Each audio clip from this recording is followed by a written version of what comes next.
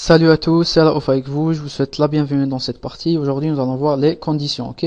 Donc en gros, une condition sert à dire à PHP, donc tu vas pas exécuter ce code, sauf si cette condition est vérifiée. C'est-à-dire, on va nous-mêmes spécifier des conditions, donc on va manipuler PHP comme on veut, donc PHP ne branche pas du tout, c'est-à-dire il exécute ce qu'on veut, donc il est là pour ça, ok.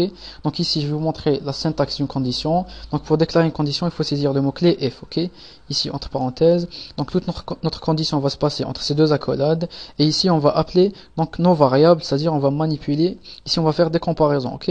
Donc ici je vais déclarer par exemple une variable, je vais l'appeler nom, et elle va contenir une chaîne de caractères, par exemple comme prénom Paul, ok. Et ici je vais savoir si par exemple le nom est vraiment, donc ma variable nom est égale à Paul. Donc je vais dire ici if nom, donc pour dire égal, donc on va saisir donc un symbole de comparaison dans les conditions, c'est le double égal pour saisir, donc pour dire si une variable est égale à quelque chose, ok. Donc je vais dire ici si ma variable est vraiment égale à Paul. Je vais écho ici tout simplement, écho, donc tu es Paul, ok.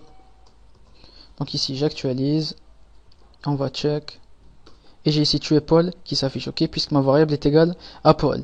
Donc si, donc je vais dire ici else, donc if ça veut dire si, et else ça veut dire sinon, ok.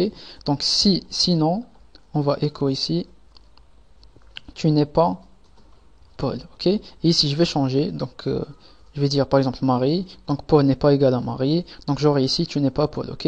Donc j'actualise, et j'ai ici tu n'es pas Paul, ok. Donc c'est logique. Donc les symboles de comparaison, il y a le égal, il y a le inférieur, tout simplement le inférieur au égal, le supérieur au égal, et il y a aussi le différent de, ok. Le différent de sert à dire si une variable est différente de quelque chose. Donc ici je vais dire, donc je vais virer le else, ok. Et je vais dire ici, si nom est différent de Paul, donc nom est égal à Marie, donc il est différent de Paul, et je vais écho ici, par exemple, j'ai envie de parler à Paul, ok. À Paul, donc j'actualise ici, donc ici, ok, j'actualise, et j'aurai ici, j'ai envie de parler à Paul, qui va s'afficher, ok. Donc ce que je vais vous montrer aussi, donc je crois que je vais la laisser pour la deuxième partie des conditions, donc je vous remercie, on se voit dans la prochaine partie.